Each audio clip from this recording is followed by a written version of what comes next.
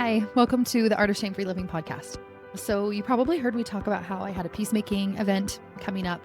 It just happened, and I wanted to share a little bit about it. One thing that I learned as I was kind of manifesting and doing some manifestation work around it is I kind of just picked a number out of my head and was like, you know, it would be really cool to do an event with like 100 people.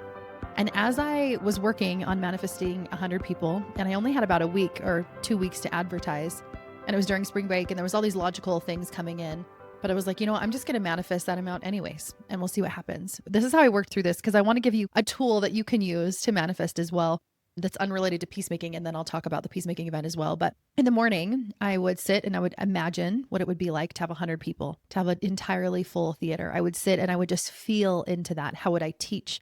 What would that look like? How would I prepare? What would I want to do to energetically prepare for it? What are the things that I feel like would be most important? How dynamic would I be? How engaging would I be? What kind of activities would we do throughout the day? And all of the decisions that I made about my marketing and about the plan for that day came from that energy. And as I sat with that energy, I was also able to be aware of any sticky energy that came up that didn't feel that way, that kind of felt like that's not possible, or that's not logical, or that can't happen. And that gave me like matter to be able to work through also. That gave me stuff to work through. I could journal and I could sit, I could feel all the kinds of things that I talk on the podcast here. But I just wanted to give that as kind of a little addendum to this episode. And that's a practice that you can do as well in manifesting whatever it is that you want. You can pick something really specific. What I feel like happened for me is that I ended up having 10 in the end register for the event. And I think if I had known in the beginning, if I had decided I was going to try and manifest 10 or 20 or something that seemed a little bit more reasonable, I might have only gotten 1 or 2 people. Because of the work that I did, I feel like I was able to expand into a bigger and bigger possibility. And so allow yourself to kind of dream big, allow yourself to pick something big, so pick something awesome, and know that's expanding what's possible for you. So there's just a little manifestation note. I'm going to be doing some more teachings around this in the future, but I want to share a few points about the peacemaking event, things that felt important that I taught. Number 1, if you see a change that you want externally. So this could be, I want my husband to change. I want my life circumstance to change in some way. I want to have a different business. I want to work somewhere differently. I would like more wealth. I would like a different relationship with my health or with my body. So whatever it is, and it feels like it's external, the only power that you have is within. And that power is significant. So sometimes it feels almost overbearing. Oh no, I'm the one that has to change. And it almost feels like a downer. But I want us to recognize that that is so significant. What if it was the other way around? What if it was that you had to wait for another person or another life circumstance in order for a change to happen? And you just constantly were waiting for other people because they had control and you didn't. Like the power was outside and not within.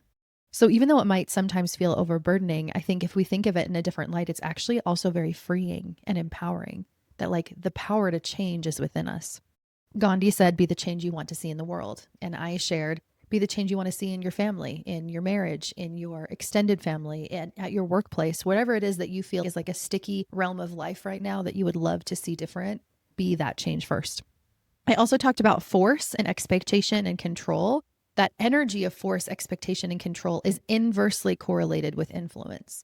So your influence will increase exponentially when you release control, when you surrender. When we want to change somebody else or want to change some situation and we're holding on so tightly to it, it also keeps us at arm's length from it. If you think about somebody that you're around that you can just tell wants you to change or isn't okay with who you are, like you don't really let them influence you very much. You probably don't feel like yourself around them. If you really want to influence your children, do this also, right? Be more accepting and surrendering and loving of who you have. Stop trying to control them, and the influence will just come as a natural byproduct. You won't even have to work at it. The work that we talked about on Saturday is to notice when you aren't feeling peace, and don't try to just hop over the tunnel of emotions and collect what I think might feel like peace. That will be false peace. It won't actually feel that way. Specifically when you're feeling emotionally activated and you're not feeling peace, the work is to go through the tunnel of emotions. I've had episodes on this in the past, but through the tunnel means let me sit and feel the feeling, not intellectualizing the feeling by thinking more about it, but allowing the sensation of it to be in my body. Turning your gaze inward. What is this bringing up in me? Where do I feel this? Where might it have come from? What meaning am I attaching to this? And then sitting with the feeling. Next, feeling first. Before you respond, sit with your emotions first. Don't respond from big emotions. Your listening/understanding brain isn't online.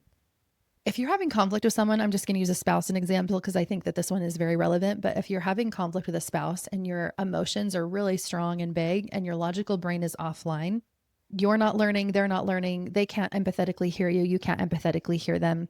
The kind of conversation is actually very unproductive. It gets to the point where we're not even actually talking about what we think that we're talking about. And so if we can pause, and it feels very counterintuitive to do this in the moment, but if we can pause and step away and circle back to that conversation like way later, like the next day, preferably, where we're feeling differently and where we've processed through some things internally, it will be so much more productive. You will actually find solutions to those things that feel like they are problems that could never be solved. And often as you work through it and change it too, it'll feel like this isn't even a problem anymore. It won't feel like a problem like it did before. When our nervous system's feeling dysregulated and we're feeling a really big emotion, it feels like it's urgent. It's a huge problem. It's like right in front of my face. I can't even see anything else right now. And then it needs to be solved right now. That's how it feels every time. And so it's very counterintuitive to stop scratching the itch, stop fighting with the person, stop doing the thing, pausing and stepping away and feeling, sitting with our actual physical sensation of the feeling in our body. But I promise you that is the work. And as we do that work and then circle back, our conversations will be so much more productive. Intellectualizing feelings is not the same as feeling them. So not thinking about all of the things that are making you sad, all of the things making you angry, all of the things that aren't going well in life. That's thinking about them. That's ruminating in thoughts. That's intellectualizing our feelings. I was coaching someone on the feeling of urgency. And she's, I don't know, it just feels like urgency. But I'm like, even the word urgency is like intellectualizing the feeling. If you had never felt urgency before and you're trying to describe it to someone who has no idea what urgency is, how does the physical sensation in your system feel around urgency? Does it feel like your heart is racing and pounding? And does it feel like your breath is kind of shallow? Does your face kind of feel hot? That's staying with the physical sensation of the feeling. And that's what we want to be doing. Sitting with feelings in the body. So rethinking conflict resolution really has to do with like us first, our inner work first, and then coming back to address the problem. So whether or not you want to feel more peace in your relationship with your spouse, or maybe in your parenting, or maybe in your workplace, this is the work. I just saw something so cool. The Artemis 2 team on the Integrity that just came back, Brene Brown got to work with them and she took them all through her Dare to Lead program. That's the program that I took several years ago in 2021. And it's all about shame. She taught them all about shame. And I think it's so fascinating that we can think like, it doesn't have to do with us, or oh, this is just like a soft skill, like it doesn't really matter, but it really does. It can impact our workplace. It impacts our relationships with people at home, but also at work. She has so many examples of her going into corporations in her Dare to Lead book and actually being able to create more money that they actually did way better in their next fiscal year. These things have tangible byproducts and effects on the world. They create different effects on the world, absolutely. That's that manifestation side of it. But the work starts within. So whether or not you are trying to create more peace at work or at home or within your own self, it's always going to start within first. And I've mentioned this before, but Thich Nhat Hanh in his book, You Are Here, says that there's 3 steps to the healing process. Maybe not to the healing process, to like how we do it. And he said, first, it's addressing the suffering that's within you so that you can more see clearly. Number 2, the person in front of you, so that you can then, number 3, go to the community and the world at large and see clearly what's happening there. So if you really want peace in the actual physical realm of the world, it has to happen within you first. There's an order of things. It's step 1, step 2, step 3. And we have to start with number 1. We can't try to create peace around us when we feel this swirling storm inside of us. And it's not about avoiding the storm. It's about going into the storm. And that transforms it, that changes it, that shifts it. And there's a different byproduct that comes at the end of that. So thanks for being here. I'm sure I'll talk more about this topic in the future, but I just felt like it was really important to share in case you missed it. And I am going to have a recording of it up that you can purchase shortly. So if you're on my email list, you will find out about that. If you're not, get on my email list. I'll have a link below so that you can add yourself to my email list and I will send it to you when it's ready. All right. Thanks, everyone. And we'll see you next time.